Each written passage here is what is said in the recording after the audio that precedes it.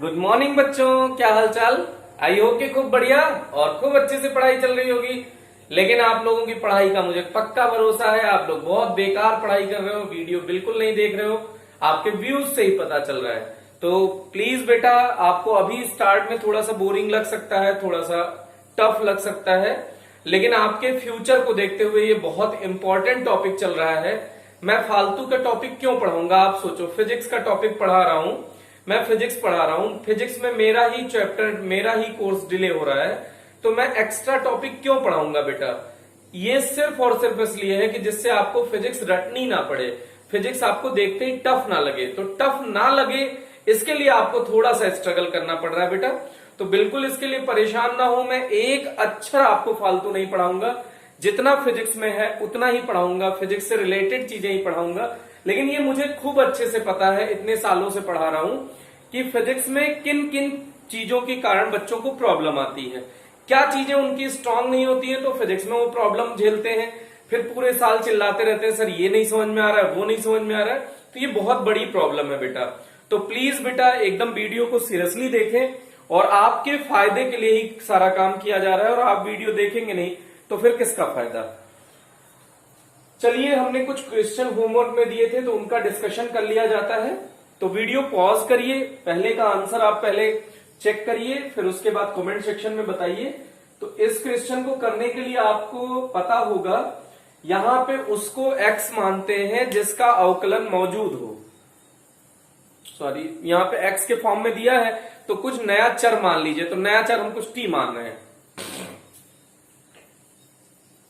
तो देखिए, x square का अवकलन 2x है ना, तो एक्स स्क्वायर के प्लेस पे हम क्या मान सकते हैं, एक्स स्क्वायर इक्वल्स टी मान सकते हैं। तो अब इसका डिफरेंशिएशन कर दो, 2x dx इक्वल्स dt। कुछ बच्चों ने अगर ऐसे किया हो कि 1 प्लस एक्स स्क्वायर को t मान लो तो भी चलेगा बेटा, इसमें कोई प्रॉब्लम नहीं है, बिल्कुल सही सोल्यूशन है आपका। तो हमने ऐसा माना है। अगर आप उस टाइप में सोल्यूशन देखना चाहेंगे तो आप कमेंट सेक्शन में जरूर बताइएगा। तो थोड़ा सा नीचे लिखते हैं क्योंकि अभी लिमिट भी पुट करनी पड़ेगी।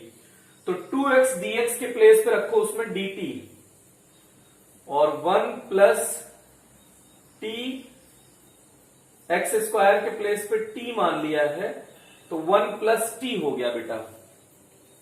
ओके, अगर ये आपने सिर्फ t, आपने अगर 1 प्लस एक्स स्क्वायर को t माना होता तो ये 1 अपॉन टी आ जाता, उससे कोई फर्क नहीं पड़ता। लेकिन फिर भी देखिएगा इसको बेटा। अब उसके बाद लिमिट चेंज करनी है। लिमिट में कैसे चेंज करते हैं बेटा, अपर लिमिट के लिए जब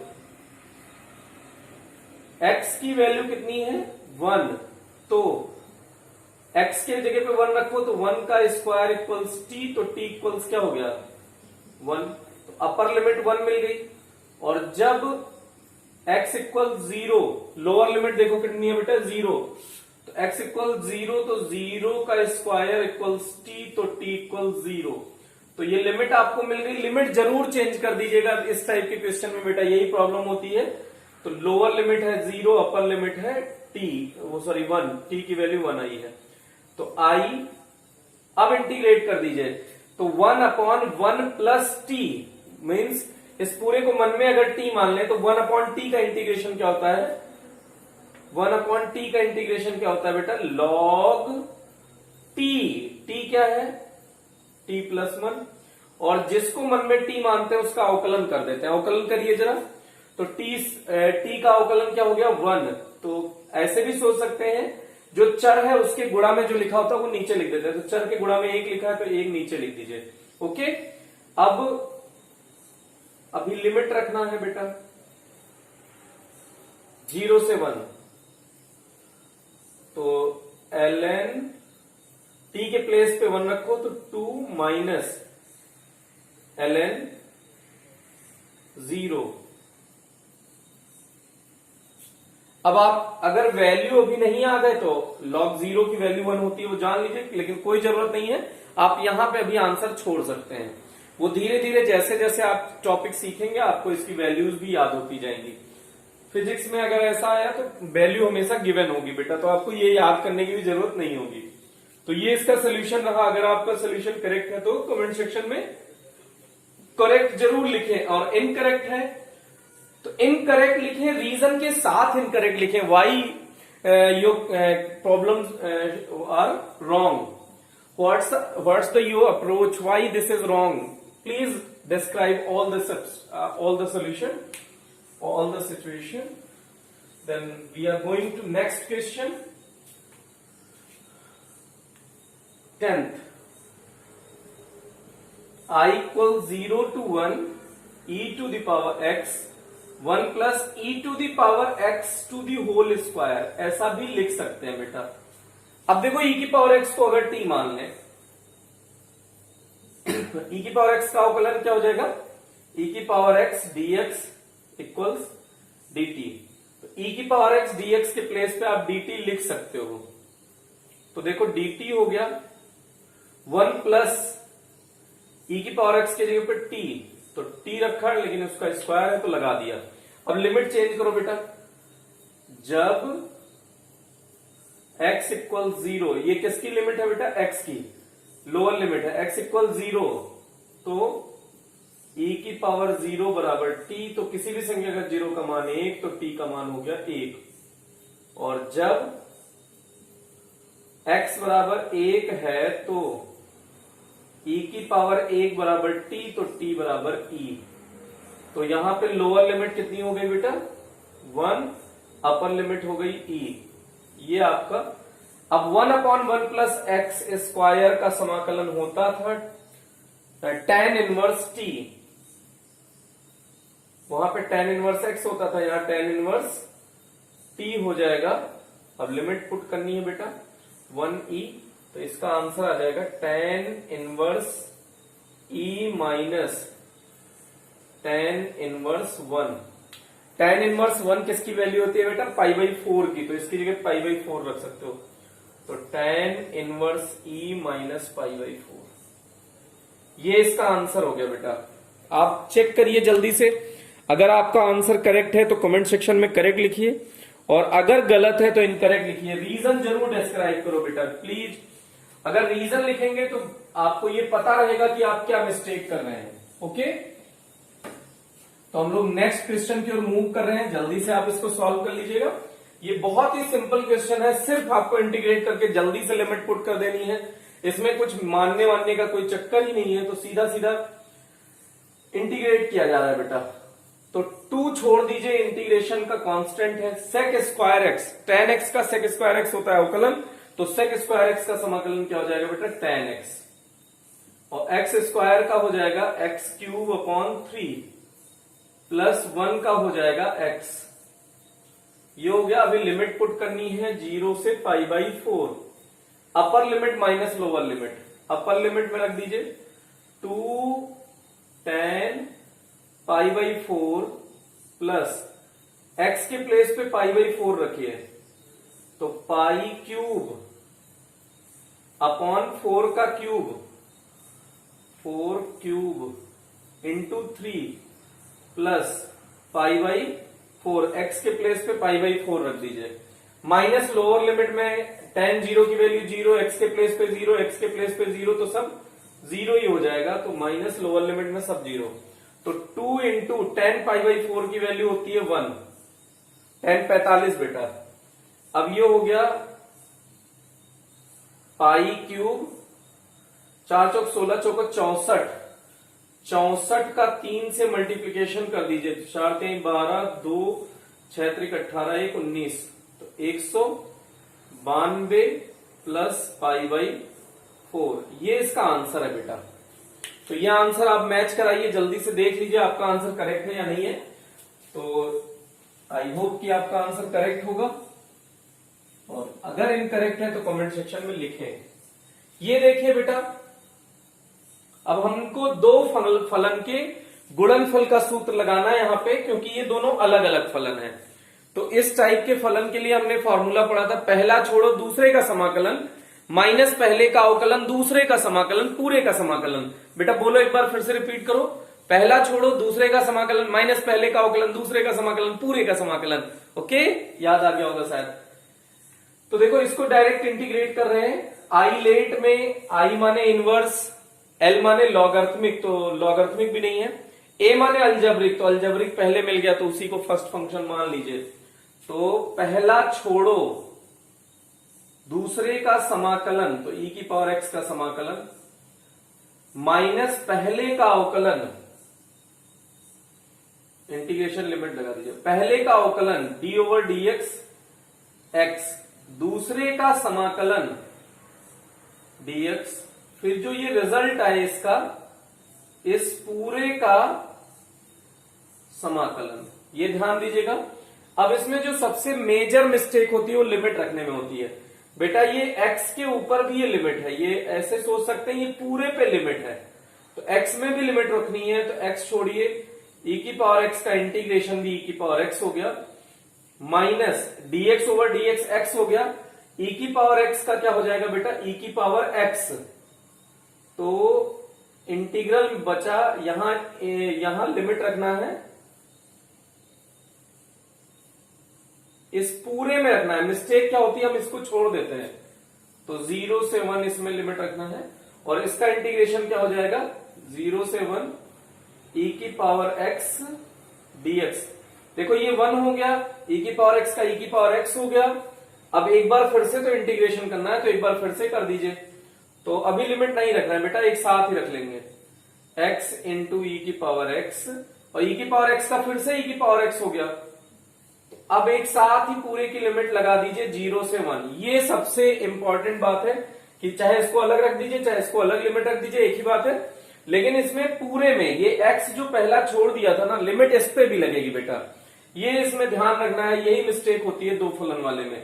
तो अपर लिमिट x के प्लेस पे लिखो 1 e की पावर 1 माइनस, सॉरी अपर लिमिट में माइनस e के पावर 1। अब ये तो हो गया अपर limit, minus lower limit, x के प्लेस पे 0 रख दो, माइनस e की पावर 0, ये हो गया।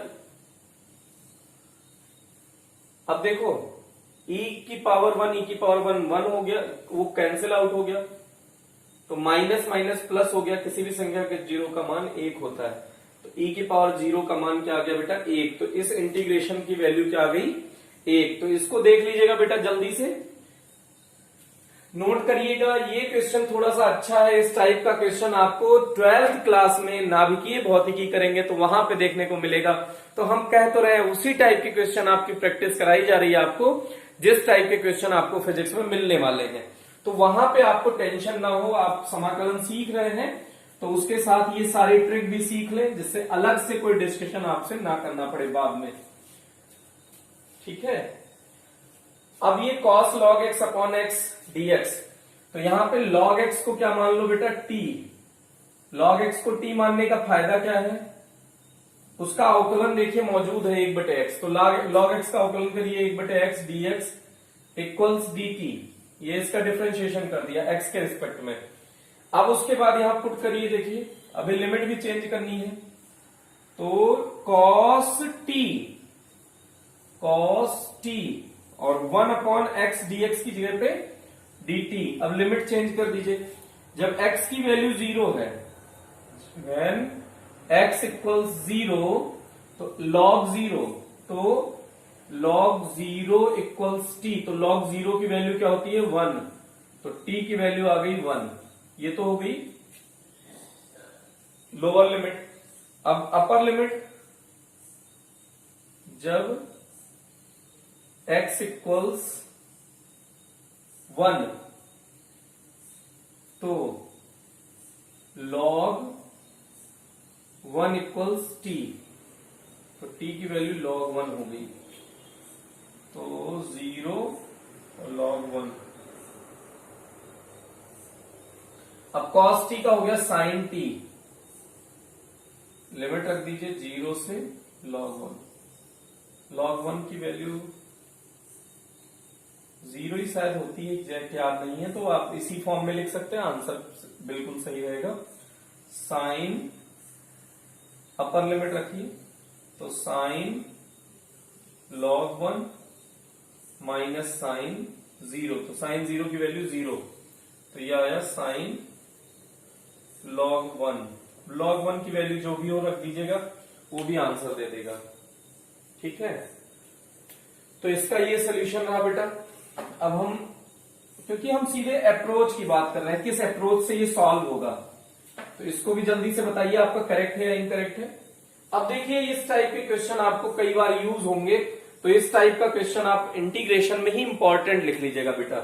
ये आपको 12th क्लास में हम लोग जब एसी चैप्टर पढ़ेंगे तब उसमें ये काम आएगा आपको, तो इसको जरूर आप अलग से याद कर लीजिएगा। तो आप देखिएगा स्क्वायर है तो उसको रेखीय में बदलिए, तो cos 2 थीटा, हमने पहले ही बताया था हमेशा स्क्वायर वाले को 2 थीटा के फॉर्म में, तो जिसमें cos आए तो 2 cos स्क्वायर थीटा माइनस 1। लेकिन यहां पे cos स्क्वायर 2 है, तो यहां पे 2 अगर थीटा में 2 से मल्टीप्लाई करेंगे, देखिए अगले स्टेप में cos 2 थीटा, तो 2 cos स्क्वायर, अगर यहां थीटा में 2 से मल्टीप्लाई कर दिया तो यहां भी थीटा में 2 से मल्टीप्लाई करना पड़ेगा, तो ये 4 हो जाएगा ना बेटा, 4 थीटा। अब देखिए थीटा की जगह ओमेगा टी है, तो लिख दीजिए cos 4 omega T equals 2 cos square 2 omega T minus 1। Theta की जगह ओमेगा टी है। अब 1 को इधर ले आओ, तो 2 cos square 2 omega T equals cos 4 omega T plus 1, ये उधर चला गया 1। अब 2 को नीचे लेके चले जाओ, तो cos square 2 omega T equals cos 4 omega T plus 1 upon 2। अब इसको क्वेश्चन को उठाइए, फिर से इसमें रखिए वैल्यू, तो I equals 0 to T by 2। Question में शायद हमने जो गिवन दिया था उसमें लिमिट हमने चेंज कर दी थी, पाई बाई 2 लिख दिया था, तो उसको टी बाई 2 कर लीजिएगा।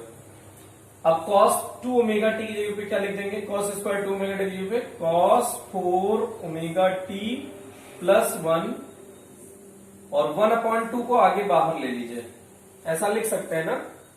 ये हुआ इंटू डी टी। अब इंटीग्रेट कर दीजिए बेटा, 1 अपॉइंट 2 बाहर रहने दीजिए, cos, इसको मन में t मान लीजिए, तो cos t का हो गया साइन 4 ओमेगा टी, और t के गुणा में क्या लिखा है 4 ओमेगा, तो उसको अपान में लिख दीजिए 4 ओमेगा, और 1 का हो जाएगा t।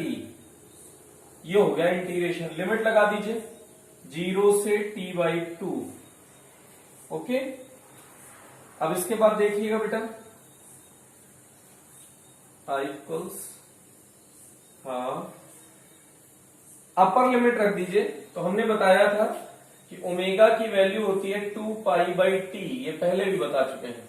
तो ओमेगा के प्लेस पे रखिए sine 4 2 pi by T, omega के प्लेस पे रख दिया, और स्मॉल टी के प्लेस पे अपर लिमिट रख दीजिए टी बाई 2, ये अपर लिमिट हो गया।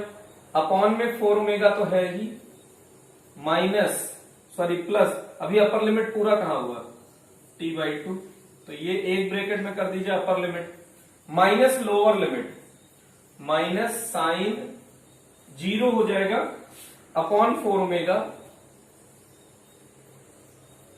और प्लस 0 टी की जगह भी हो जाएगा, तो ये लोअर लिमिट हो गई, तो हाफ। अब देखो t से t कैंसिल आउट हो गया, 2 से 2 कैंसिल आउट हो गया, साइन 4 पाई बेटा, कितना पाई है 4 pi upon 4 omega plus T by 2। अब ये ध्यान रख लीजिएगा, साइन 0, साइन 2 पाई, साइन 4 पाई, तो ये सब 0 होता है, तो इसकी वैल्यू क्या हो जाएगी 0, तो हाफ, ये हो गया पूरा 0, 0 बटे कुछ भी 0 हो जाएगा, और t बाई 2 बच गया, तो ये आ गया t बाई 4। ये आंसर है आपका। इस टाइप का आपको क्वेश्चन करा रखा है, लिमिट वाला क्वेश्चन भी एक आध करा रखा है, तो जल्दी से देखिए आपका आंसर सही है या गलत है, कमेंट सेक्शन में जरूर लिखें।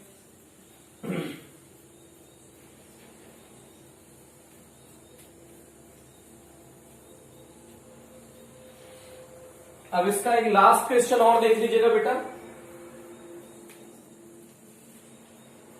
फिर साइन स्क्वायर के फॉर्म में, तो cos 2 थीटा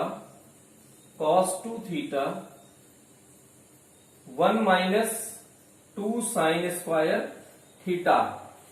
अब थीटा की जगह ओमेगा टी है तो cos 2 omega T 1 minus 2 sine square omega T. तो साइन स्क्वायर ओमेगा टी इधर बुला लीजिए, तो 2 sine square omega T equals 1 minus cos 2 omega T. बेटा इस टाइप का क्वेश्चन हमने कई बार कर रखा है, तो साइन स्क्वायर ओमेगा टी के प्लेस पे लिख सकते हैं 1 minus cos 2 omega T upon 2, ये हो गया। अब इंटीग्रेशन करिए, आई इक्वल्स क्या हो जाएगा 0 से t बाई 2, 1/2 कॉमन ले लो बेटा, इसका 1/2 कॉमन ले लो तो क्या बचा 1 minus cos 2 omega T D T. अब 1/2 कॉमन है तो 1 का इंटीग्रेशन क्या हो गया t minus cos 2 omega T का हो गया साइन 2 ओमेगा टी, और t के मल्टीप्लीकेशन में लिखा है 2 ओमेगा। ये हो गया इंटीग्रेशन इसका 0 से t बाई 2। अब लिमिट रख दीजिए, upper limit minus lower limit, ये जो ऊपर फॉर्मूला है अपर लिमिट t की जगह t बाई 2 रखो, माइनस अपर लिमिट ही रखना है बेटा, अभी एक ब्रैकेट में रखिए अपर लिमिट को, साइन 2 इंटू ओमेगा की जगह 2 पाई बाई टी, और स्मॉल t के प्लेस पे t बाई 2 पुट करना है, t बाई 2 अपॉन 2 ओमेगा। ये हुआ अपर limit, minus lower limit, minus lower limit t की जगह 0 रखो तो 0 आ गया, t की जगह 0 रखो तो 2 ओमेगा इंटू 0, तो साइन 0 अपॉन 2 ओमेगा आ गया, माइनस साइन 0 अपॉन 2 ओमेगा। ये हो गया अपर लिमिट माइनस लोअर लिमिट। तो t बाई 2, t से t कैंसिल आउट हो गया, 2 से 2 कैंसिल आउट हो गया, साइन 2 पाई बचा बेटा। तो साइन 2 पाई की वैल्यू क्या होती है 0, साइन 0 की वैल्यू क्या होती है 0, तो माइनस 0 प्लस 0, ये सब 0 ही 0 हो गया। अच्छा 1/2 यहां है तो 1/2 यहां भी लेके चलना है, भूलना नहीं है, तो ये फिर से 1/2, अब 1/2 और t बाई 2 का गुणा होगा तो t बाई 4 आ जाएगा। तो इसके इंटीग्रेशन का आंसर क्या है t बाई 4। तो ये देख लीजिएगा बेटा, इस टाइप का क्वेश्चन बहुत इंपॉर्टेंट होता है। ओके, तो इसको भी रेज कर रहे हैं, ध्यान दीजिएगा बेटा।